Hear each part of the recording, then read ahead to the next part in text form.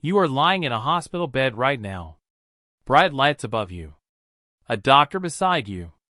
Machines monitoring every heartbeat, yours and your baby's. An epidural in your spine. A surgical team on standby, just in case. And somewhere in the background, someone is holding your hand. Now, delete all of that. No hospital. No doctor. No drugs. No machine. No sterile room. Just you. The ground. The dark. And the pain. That was childbirth for every single woman who ever lived. For the first 300,000 years of human existence. And here is the part nobody talks about. The way we give birth today, lying flat on our backs, was only invented in the 1600s. By a man who had never given birth in his entire life. Before that, women across every civilization, every continent, every era, had figured out something far more intelligent, far more powerful, and far more extraordinary. This is the story of how ancient women gave birth. And by the end of this video, you will never look at a mother the same way again. Let's start with a question that scientists call the most painful design flaw in all of human evolution. 6 million years ago, our ancestors walked on 4 legs. Childbirth was simple. The birth canal pointed forward. The baby's head slid out face down, fast, direct, with minimal complication. Just like a chimpanzee delivers today. Then something happened that changed everything. We stood up. That single shift, bipedalism, restructured the entire human pelvis. To walk upright efficiently, the pelvis had to narrow and rotate. The birth canal twisted. What was once a straight exit became a curved, rotating passage that a baby's head had to navigate like a lock and key mechanism. And then evolution made it worse. 2 million years ago, the human brain started growing. Rapidly. Dramatically. In just a geological blink, our brain size nearly tripled. Which meant our skulls got bigger. Which meant our babies' heads got bigger. But the birth canal? It couldn't keep up. Scientists at the University of Vienna and the University of Medicine in Graz ran computer simulations using reconstructed pelvises from ancient hominins, and confirmed that this conflict, what researchers call the obstetric dilemma, first appeared in Australopithecus, our ancestor from over 2 million years ago. The result was a birth process more difficult, more dangerous, and more painful than any other primate on Earth. But evolution is not cruel without reason. The solution it found was one of the most remarkable in human history: give birth early. Human babies are born at roughly 40 weeks, but neurologically, they are not ready.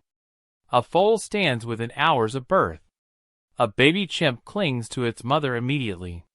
A human newborn cannot hold up its own head. Researchers call this secondary altriciality, being born helpless.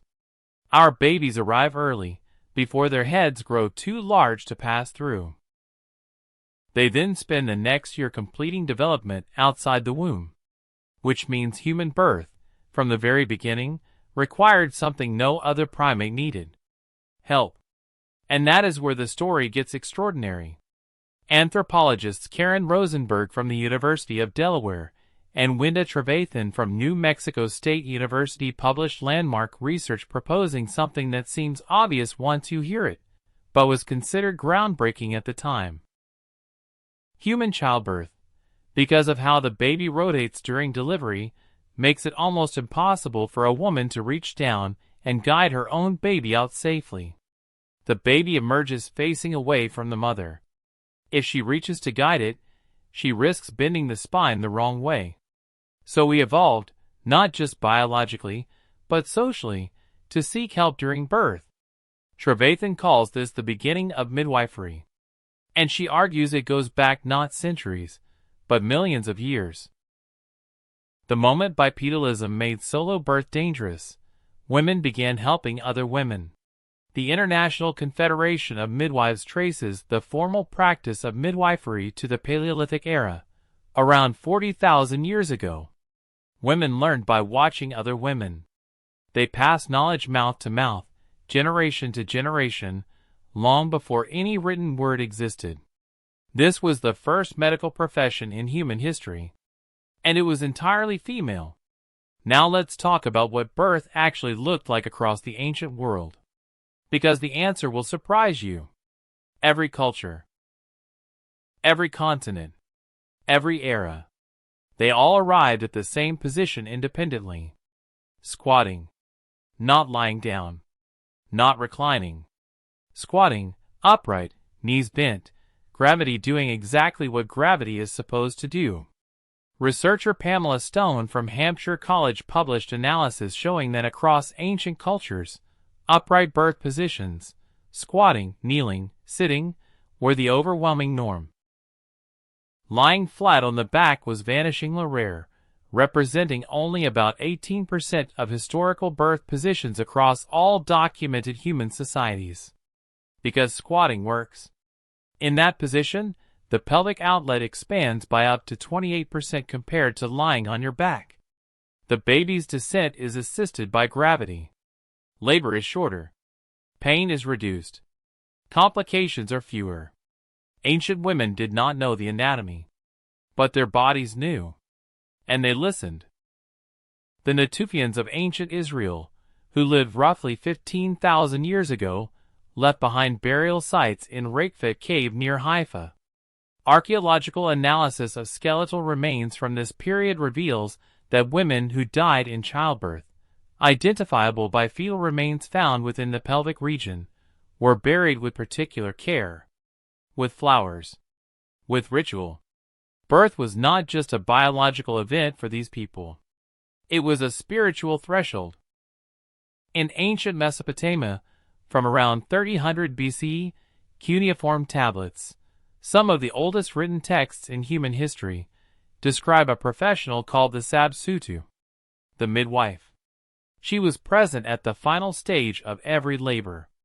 She spoke incantations. She administered herbal remedies. She held the mother upright. One tablet reads, "The midwife should not be delayed. Let the pregnant woman go well."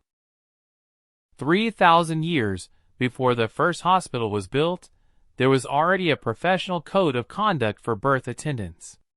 In ancient Egypt, from around 1550 BC, the Ebers Papyrus, one of the oldest medical documents ever discovered, describes obstetric care in extraordinary detail. Egyptian women gave birth on rooftops to catch the cool night air, or in specially constructed birth pavilions decorated with vines and papyrus columns. They squatted on 2 birthing bricks.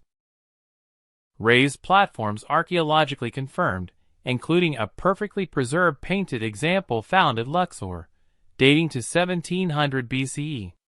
The goddess Taurit, depicted as a pregnant hippopotamus, stood guard over every birth. The goddess Hathor protected the mother. The dwarf god Bes was believed to ward off evil spirits from the newborn. Ancient Egyptian midwives were highly trained. They understood bleeding. They understood fetal malpresentation. And written records suggest they used herbal preparations, including compounds from the poppy plant, to manage pain. In ancient China, from around 1000 BC, medical texts describe birth assistants, who monitored fetal position by external examination. In ancient Greece, the physician Cyranus of Ephesus wrote an entire manual on midwifery in the 2nd century CE, describing fetal positioning, managing hemorrhage, and the importance of a calm environment for the laboring woman. Across all of these civilizations, one thread connects them. Birth was managed by women, for women, with accumulated knowledge passed down across thousands of years. And it worked. Imperfectly. Painfully. But it worked. Then came 1668. A French physician named François Morisseau published a textbook on obstetrics. And in it, he recommended that women give birth lying on their backs, in a bed, so that the attending physician could better observe and intervene. It was more convenient for the doctor, not for the woman. Within 2 centuries, this position had become standard across Europe and North America.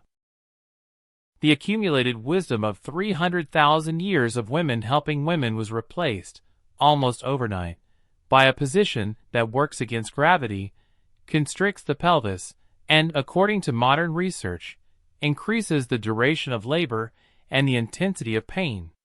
And 2/3 of mothers who gave birth in Parisian hospitals in the 1660s died of infection, of fever, of the very intervention that was supposed to help them. Women had been doing this for hundreds of thousands of years. And somehow, the introduction of professional male medicine initially made it more dangerous. Today, we are coming back. Modern obstetrics increasingly recognizes what ancient women knew instinctively. Squatting and upright positions are returning to delivery rooms. Midwifery is experiencing a global renaissance. The WHO now recommends respectful, woman-centered maternity care, language that would have been immediately understood in a Mesopotamian birthing tent 4,000 years ago. The woman squatting in a papyrus pavilion on the banks of the Nile. The Natufian woman kneeling at the entrance to her cave, surrounded by the women of her tribe. The Mesolithic mother in Siberia, buried with the twin she died bringing into the world. They knew things. Hard things. Ancient things. Things written not in textbooks, but in bone and breath and the memory of women. And every single mother who has ever lived in a hospital bed, in a papyrus pavilion, in a cave, in the dark, has crossed the same threshold.